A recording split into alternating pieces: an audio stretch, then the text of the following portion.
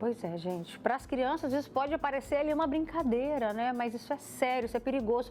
E a quantidade de desafios que tem nessa internet. E aí a gente para poder pensar, né? Com o período de férias escolares, é aí que a atenção deve ser redobrada, né? Para a gente prestar atenção com o que os filhos estão fazendo em casa. E geralmente estão em casa, estão aqui no celular. Aí que eles ficam ainda mais acompanhando esses desafios. É sobre isso que a gente vai bater um papo agora. Vem cá, participa com a gente, você que é pai, você que é mãe. Ah, o que tem de vô e vó, que também vai tomar conta de neto agora nas férias, né? Participa com a gente, está aqui o nosso número do WhatsApp. Vem cá, aqui no nosso estúdio a gente recebe a psicóloga Larissa Lobo. Obrigada, Larissa, pela sua participação. Uma boa tarde, viu? Boa tarde. A gente também recebe aqui, olha, a Vilma e a Josélia, são mães, né? Esse assunto te preocupa, Vilma? Boa tarde a todos. Boa tarde. Ah, sim, Beto, preocupa. Porque é adolescente, 10 anos para cima já começa a dar trabalho, né? Porque a gente, às vezes, não sei qual mãe que fica 24 horas com o filho para vigiar. Não tem como, né? Então, a gente se preocupa, sim, porque, como você estava falando, né? Eu já presenciei isso. Eu também já brinquei, fui adolescente, já brinquei também. Mas não como os de hoje, né? Que eu acho mais... Está bem mais difícil. Acho que, às vezes, assim, as pessoas ficam procurando muita atenção. Quer atenção, aí acham um jeito dessa atenção buscar isso. Principalmente no colégio, né? As crianças fazem essas coisas e é muito preocupante. É muito preocupante. Eu já presenciei esses meninos brincando na escola, quando fui buscar minha filha, de tampar a respiração, que você estava falando. Aí tampa a respiração. E na hora que eu cheguei, graças a Deus, né? Eu empurrei os meninos e dei expor neles, conversei com eles, e que não pode fazer isso, que você está ali aquele meio, aquela criançada brincando. Eles querem, não, tia, mas é legal, não sei o que. Eu falei, não, mas é legal, agora vocês estão brincando, mas aí ele pode morrer. E aí? Nós já mostramos, né, casos aqui que chegaram a esse ponto. Então, é muito preocupante. Eu preocupo preocupante. muito com minha filha sobre isso, né? Josélia, esse assunto também te preocupa? Boa tarde. Boa tarde. Me preocupa porque tem cerca de uma semana que eu descobri que a minha filha de 13 anos estava em jogos online também e até mesmo brincadeira de escola com incentivo. Duvidando, assim, desafiando a dor, ela estar com o braço todo cortado. Como é que você descobriu isso? Eu descobri porque eu notei ela calada, entendeu? Mas não posso nem falar que eu começo a chorar até. Eu entrei em desespero quando eu fui para daquele jeito. Por causa de quê? Desinfluência de outras crianças. E aí, quando eu vi aquilo daquele jeito, tem só 4 dias que eu sei. Desculpa, mas eu me senti como se eu fosse culpada, entendeu? Porque olhar a carne da minha filha cortada por causa de influência de outras, dessas coisas que vem acontecendo, de desafio, de brincadeira de escola. Quem é que aguenta mais dor? Quem é que sente mais? E você vê teu filho correndo risco de vida. Já pensou se aprofunda mais? O pulso com mais de 200 cortes. E eu não sei como que ela aguentou, suportou aquilo ali. E eu me senti, entendeu, vazia. Por isso eu falo mesmo, olhar mais, vigiar mais, que nem eu esperava acontecer isso dentro de casa, por causa de que desafio de escola. E internet também é o perigo, Robertinha. Pois é. Olha, você aí de casa que está participando com a gente, está acompanhando essa entrevista, manda para a gente o seu relato. Está aqui o nosso WhatsApp, você pode logar pelo QR Code, manda para a gente o seu relato. E a gente vai ouvir agora da Larissa Lobo, que é psicóloga. A que ponto que essa influência dos amigos, né, pode chegar nessa fase da adolescência? Beta, nós todos sofremos influências do meio, né, constantemente. Informação de opiniões, de gostos, de pensamentos, de posicionamentos. E a gente está falando de um período, de uma fase do desenvolvimento que a gente tem muito pouco disso construído. A gente tem pouquíssimo dos nossos pensamentos já totalmente construídos, e inclusive da formação da nossa identidade. Então, é uma fase que nós somos muito mais suscetíveis a essas influências, porque como estamos aprendendo, qualquer ensinamento que vai chegando, vai entrando como sendo verdadeiro, como sendo confiável, especialmente por ser um período onde o adolescente se volta muito para o meio dos amigos. Então, tem aquela pessoa que tem amizade, que confia, juntando com o momento do desenvolvimento, que a gente ainda não tem todos esses pensamentos formados e nem a construção da nossa identidade, essa informação que vem de uma fonte teoricamente muito confiável acaba vindo para esse adolescente como algo certo, como algo verdadeiro. E aí tem muito mais chances desse adolescente acreditar, colocar em prática, aderir, né? É um período de muito mais vulnerabilidade para você ser influenciado por comportamentos, por enfim, e acaba eventualmente tendo riscos de serem influências que não são muito funcionais, não são muito saudáveis. É uma fase também que tem uma busca bem aumentada pela validação, pelo pertencimento, pelo reconhecimento. É específico dessa fase, todos temos, mas nessa fase isso é ainda mais intenso. Então, junta o processo de construção da identidade, o quanto nós somos sugestionáveis ao meio, essa confiança tida ali no ambiente, a busca pela validação, pelo pertencimento, é uma receitinha do sucesso para o indivíduo, o adolescente, começar a reproduzir comportamentos disfuncionais. A gente está diante aqui de duas mães que uma tem uma conversa preventiva com a filha e a outra, Larissa, acabou descobrindo depois, né? Como que a gente lida nessas duas situações? Vamos pensar aqui no caso da Josélia. Pegou a filha depois que fez esses vídeos, depois que fez esses desafios na internet. Como que é essa conversa? O primeiro momento é acolhimento. Pode surgir ali no momento da descoberta um misto de emoções, de frustração, de medo, de culpa, né, de ansiedade. Então, naquele primeiro momento, tentar acolher.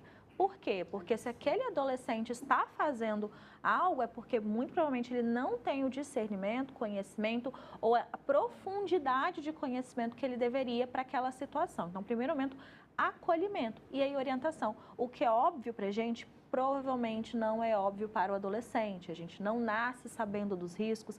No neurodesenvolvimento também, a área responsável por medir os riscos, por medir as possibilidades de risco, não está completamente formada. Então, é algo óbvio para um adulto que se você ficar sem respirar, essas brincadeiras, você ficar sem respirar para desmaiar, isso pode causar uma lesão. Mas para o adolescente não é óbvio. Então, acolher e orientar dentro da linguagem dele, né? Oferecer a informação e comportamentos alternativos. Como que você pode lidar quando você vê os seus amigos brincando disso? Ah, mas está todo mundo brincando, E tem essa necessidade mesmo de pertencimento. Oferte um comportamento alternativo. Como eu posso agir no lugar? Você pode tentar outras brincadeiras, você pode se retirar do ambiente, você pode tentar ir para outra conversa, mudar de assunto. Então, acolher, né? Ofertar a conscientização do porquê que aquele comportamento é disfuncional ou arriscado e oferecer um comportamento alternativo para que o adolescente saiba como lidar numa situação. Olha só, tem aqui vários comentários chegando para a gente. O Luciano de Vila Velha diz: essa escola não tem um profissional para vigiar os alunos nas dependências da escola?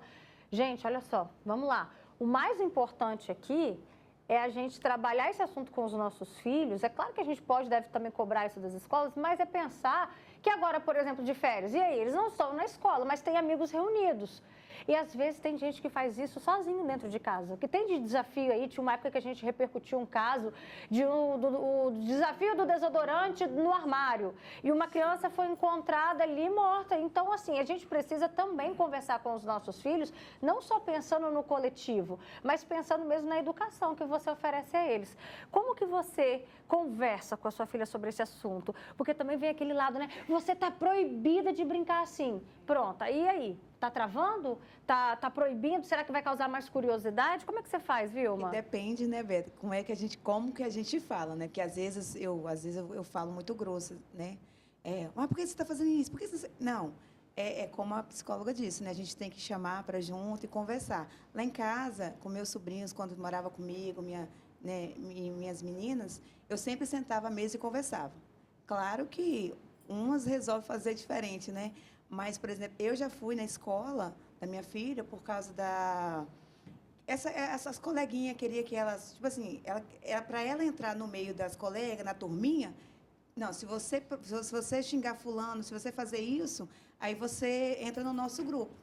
Ou seja, ela foi lá, xingou a menina, fez um escarcéu com a menina, e aí a menina não aguentou, por exemplo, para entrar no grupinho, aí teve que alguém lá em casa me chamar para eu poder socorrer, porque eles disse que na hora da saída ia pegar ela. Ou seja, a influência dessas coleguinhas para ela ter, tipo assim, não, para eu estar no grupo eu vou fazer isso. Então, desafiar ela, não, eu aceito o desafio e vou. Então, assim, é muito difícil, não é fácil. Entendeu? Esse adolescente de hoje, é muito difícil. A gente não tem aquela condição de ficar o tempo todo vigiando. Mas o máximo que a gente procura, lá em casa, assim, a minha filha, né, adolescente, eu converso com ela, eu falo, explico para ela as coisas, que a situação lá fora é diferente. E se você ficar no celular, ficar vendo esses vídeos, essas coisaiadas aí, isso acaba te influenciando, sim. Entendeu? A gente fica vendo esses vídeos. Tem muitos vídeos de rede social. Trem velho lá que ela via, só que aquilo vai te prendendo. Então, eu falava com ela, não quero que você veja isso não é de Deus, isso traz coisa ruim tanto para você quanto para o ambiente da casa. Então, assim, a gente tem que realmente, né, conversar, chamar para perto. Mas eu vou te falar a verdade, não é fácil. Não é fácil, Não né? é fácil. Adolescência, a gente já foi adolescente um dia, a gente sabe como é que é.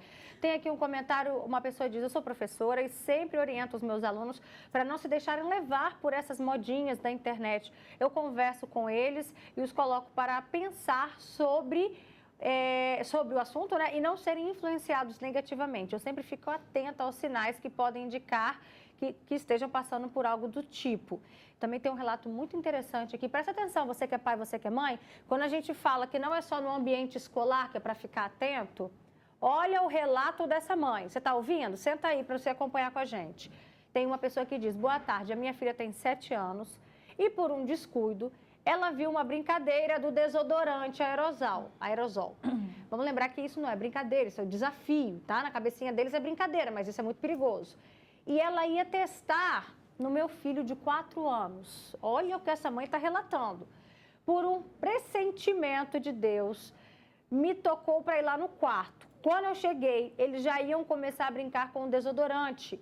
E a minha filha tem asma, então seria algo que eu não estava de jeito nenhum preparada, né?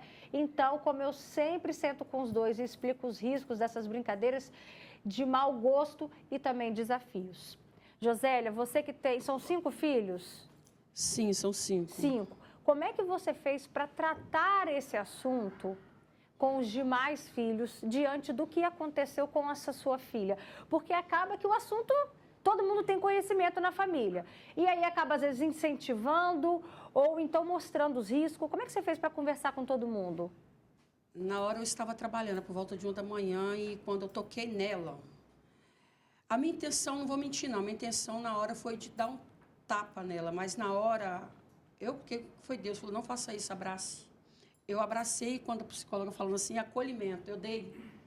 Entendeu? Aquele acolhimento dela, fechei o comércio e desci. No que eu desci, chamei todos os irmãos e perguntei se eles tinham conhecimento daquilo que estava acontecendo com ela. E adivinha o que era? Coleguinha de escola influenciando aquele... Quem é que se corta? Quando não foi só pulso, não. As pernas também estavam riscadas de gilete, eu não sei se era estilete. O que estava acontecendo naquilo? E eu perguntei para ela, entendeu? Então, uma está até comigo. Eles não tinham conhecimento do que estava se passando, que ninguém entendeu. A gente pode ter humildade, mas uma coisa que ninguém lá em casa entendia o que estava causando aquilo. E nem ela sabia explicar por que ela estava fazendo aquilo. Por causa de quê? Coleguinha, aceitação, amizade. Eu suporto mais dor. Não, eu estou aqui. Ó. Aí você pensa, se um pega uma gilete ou estilete, que ela não quis dizer o que foi, e corta mais profundo. Então, isso não digeri e nem os irmãos também não digeriram. E tem também essas brincadeiras de sufocamento dentro de casa. Os mais velhos têm esse negócio de brincar também de lutinha, porque que vem a de 17 até o de 21, eles brincam mesmo sem esgotar dentro de casa. Esse mata-leão de sufocar, de brincar, eles têm esse costume mesmo. E eu falei, não faz isso que vai acabar acontecendo alguma coisa ruim, isso me preocupa. Eu tenho uma pressão alta, então, já viu, né? Então, a bala é grande. Então, eu falo mesmo, pai e mãe, orientar e ficar esperto, porque nem eu esperava ver minha filha toda cortadinha daquele jeito, por causa de quê? Joguinho da velha, assim, colega falando, eu faço isso jogando no corpo dela, entendeu? Por causa de outras crianças, e pelo celular também, desafiando pelo celular. O WhatsApp é aquele tal de kawaii, que fica jogando aqueles negócios. Proibir aquilo lá é perigoso, tá? É interessante que o tempo todo a gente ouve os relatos de pais e mães aqui, Larissa, como se de fato na cabeça dessas crianças isso fosse uma brincadeira. Eles não têm essa noção do perigo? Normalmente não tem essa noção tão apurada quanto a gente tem. Isso vai ser, como eu falei, faz parte do neurodesenvolvimento, essa percepção do risco, do planejamento, da racionalização e do controle dos impulsos vai se desenvolvendo até cerca dos 20 anos. Agora, diminui-se a chance se desde a criação, desde assim, o começo que meu filho começou a andar, a falar, eu vou ensinando o porquê de cada comportamento. Então, por que você está fazendo isso?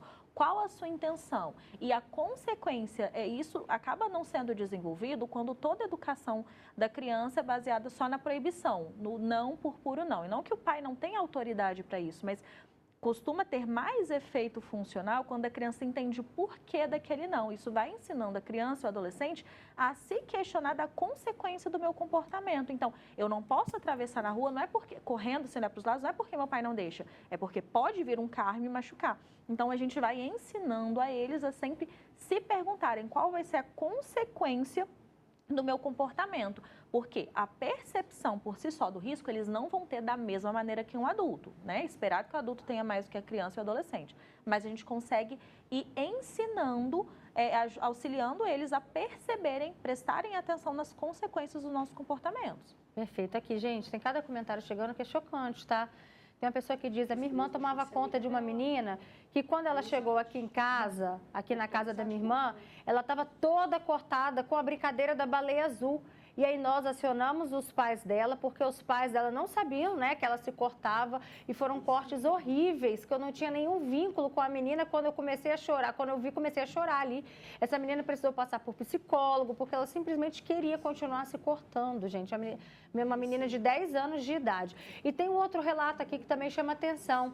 A minha filha também, adolescente, se cortava muito por influência da internet. Foi um processo difícil. E não é só corte, tá, gente? É o que a gente está falando. Tem o corte aí, a gente entende talvez como não é uma automutilação, mas também tem esses desafios de desodorante, de um brincar com o outro segurando a respiração, né, até desmaiar. Não, é o tempo curto. Eu lembro, quando era a nossa geração, era essa brincadeira, né, do desmaio, né? Hoje em dia isso foi evoluindo. Agora, escuta aí esse desafio que também chegou aqui. A minha filha foi desafiada a ficar 36 horas sem comer ou tomar água. Desmaiou e eu só descobri no hospital. Olha só, para fazer um desafio desse aqui, Larissa, é sozinha em casa. Ela não precisa de amigo nenhum.